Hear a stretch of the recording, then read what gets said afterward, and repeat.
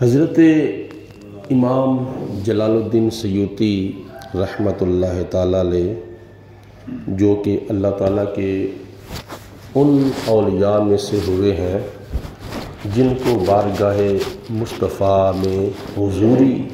حاصل تھی، اور ایسی حضوری حاصل تھی کہ حضور علیہ الصلوۃ والسلام کا جاگتے ہوئے حالت بیداری میں جن کو تقریباً 75 مرتبہ نبی پاک علیہ الصلوۃ والسلام کا دیدار ہوا تھا۔ اور اس کی کچھ وضاحت یہ ہے کہ نبی کریم علیہ الصلوۃ والسلام نے ارشاد فرمایا کہ جس خوش نصیب کو خواب کے اندر میرا دیدار ہو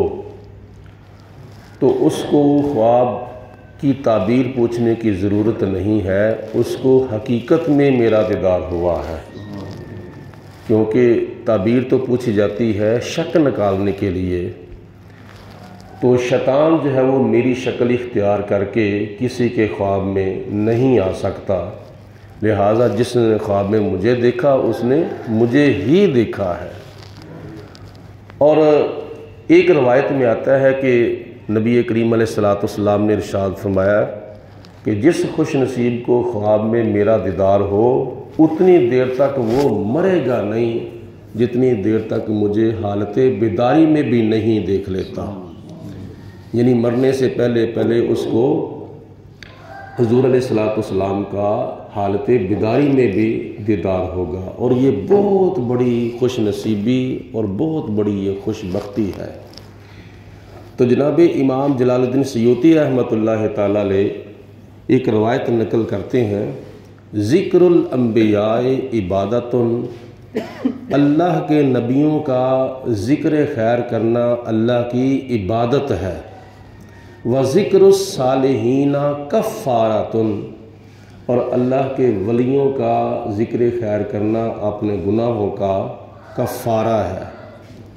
آدم علیہ السلام سے لے کر حضور علیہ الصلوۃ والسلام تک کسی نبی کا ذکر خیر کیا جائے یہ اللہ کی عبادت ہے، اور عبادت کے بعد چونکہ بندہ اللہ کی بارگاہ میں ہاتھ اٹھا کے دعا مانگتا ہے،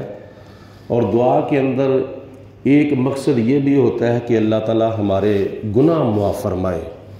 اور مرنے سے پہلے گناہوں کو بخشوانا یا خدا تعالیٰ کی بارگاہ میں توبہ کرنا، یہ بھی ایک بہت بڑی خوش بختی اور کامیابی کی دلیل ہے۔ تو اللہ کے ولیوں کا ذکر کرنا اپنے گناہوں کا کفارہ، یعنی گناہ معاف ہوتے ہیں اللہ کے ولیوں کا ذکر خیر کرنے سے۔ تو جناب غوث اعظم شیخ عبد القادر جیلانی رضی اللہ تعالیٰ عنہ وہ مادرزاد ولی ہیں جو ولیوں کے بھی ولی ہیں، جو غوثوں کے بھی غوث ہیں، کتبوں کے بھی کتب ہیں، اور ان کے القابات میں سے ایک لقب ہے 11ویں شریف والے پیر، 11ویں شریف۔ اور دوسرے جو اللہ تعالیٰ کے ولی ہیں حضرت داتا گنج بخش رحمۃ اللہ علیہ، حضرت خواجہ معین الدین چشتی اجمیری رحمۃ اللہ علیہ، حضرت بابا فرید الدین گنج شکر سلطان باہو، جتنے بھی اللہ تعالیٰ کے ولی ہیں عمومی طور پر ان کا جو عرس ہے وہ سال کے بعد کیا جاتا ہے، کیونکہ اللہ پاک کی ذات نے ان کی یاد منانے کا حکم قرآن پاک میں دیا ہے۔ لیکن حضرت غوث پاک رحمۃ اللہ علیہ وہ اللہ کے ولی ہیں جن کا عرس مبارک تقریباً پورے عالم اسلام کے اندر ہر مہینے ہی ہوتا ہے 11ویں شریف کی صورت میں۔ اب سوال پیدا ہوتا ہے 11ویں شریف جائز ہے یا ناجائز ہے؟ اس کا کہیں ثبوت ہے؟ قرآن پاک میں لکھا ہوا ہے، حدیث پاک میں لکھا ہوا ہے؟ بھائی ہر جائز کام جو ہے ضروری نہیں کہ تجھے قرآن پاک سے اس کا ثبوت مل جائے، ہر جائز کام کا ضروری نہیں کہ اس کا ثبوت تمہیں حدیث پاک سے مل جائے۔ بڑے بڑے ایسے جائز کام ہیں جن کا ذکر قرآن پاک میں صراحتاً نہیں ہے لیکن ان کے کرنے میں کوئی حرج نہیں۔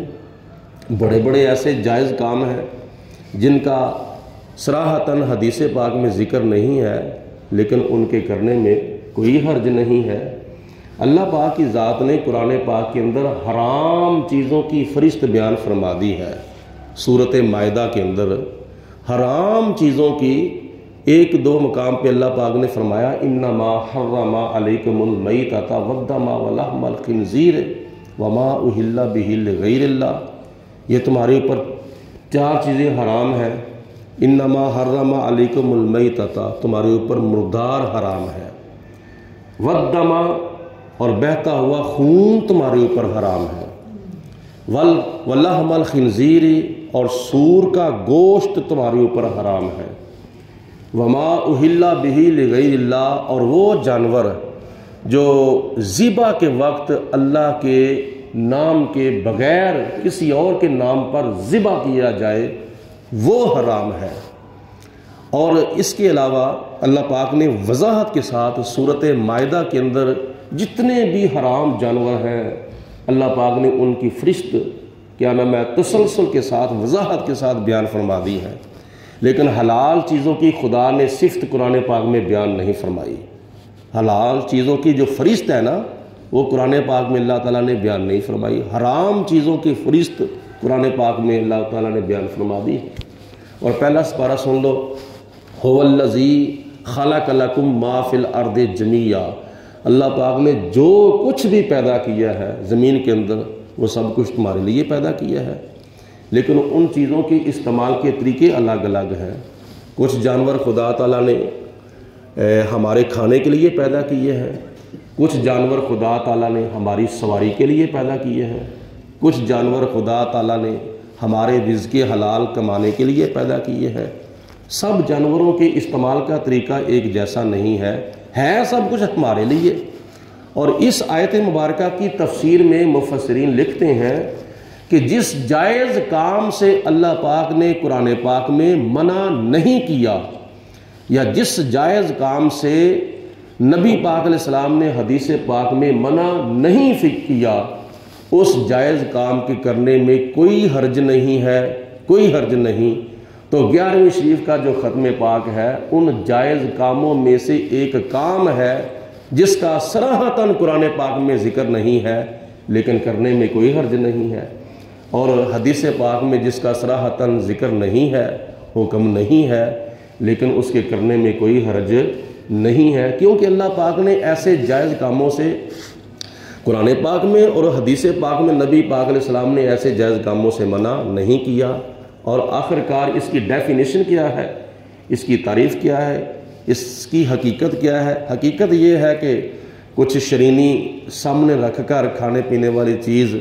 اس کے اوپر قرآن پاک کی چند آیات بینات، چند صورتیں پڑھی جاتی ہیں، اور اس کے بعد پھر دعا مانگی جاتی ہے، یا پروردگار عالم جو کچھ میں نے کلام پڑھا ہے اور جو کچھ میرے سامنے حاضر طعام ہے، تبرک ہے، یا اللہ اس کا ثواب نبی پاک علیہ السلام کی بارگاہ میں پیش کرتا ہوں، اور حضور کے توسل سے اس کا ثواب اللہ کے سارے نبیوں کی روح کو، سارے رسولوں کی روح کو، سارے صحابہ کی روح کو، سارے اہل بیت پاک کی روح کو، اور سارے ولیوں کی روح کو، اور بالخصوص ولیوں کے ولی، غوثوں کے غوث حضرت شیخ عبد القادر جیلانی حضور غوث پاک رحمۃ اللہ تعالی علیہ کی روح کو پیش کرتا ہوں، اور ان کے درجات بلند فرما اور ان کی توجہات کو ہماری طرف مبذول فرما برحمتک یا ارحم الراحمین۔ یہ ہے مفہوم اور یہ ہے اس کی ڈیفینیشن، اور اس میں کوئی کام نجائز نہیں بلکہ سارے کے سارے جائز ہیں۔ تو یہ ہے ہمارے لیے ایک کیا نام ہے ثواب کا کام ہے، اور جناب غوث پاک رحمۃ اللہ تعالیٰ علیہ کی توجہ حاصل کرنے کا ایک ذریعہ اور سبب ہے، جس کی وجہ سے ہمیں روحانی فیض اور ان کی توجہ جو ہے وہ مبذول ہوتی ہے، اور کسی بزرگ کا کسی کی طرف توجہ کرنا یہ ایک روحانی فیض حاصل کرنے کا ذریعہ اور سبب ہے۔ اللہ پاک ہم سب کو عمل کرنے کی توفیق عطا فرمائے۔ وآخر الدعوانا ان الحمدللہ رب العالمین، الصلاۃ والسلام علیکم یا سیدی یا رسول اللہ وعلی آلک و صحابک یا سیدی یا حبیب اللہ۔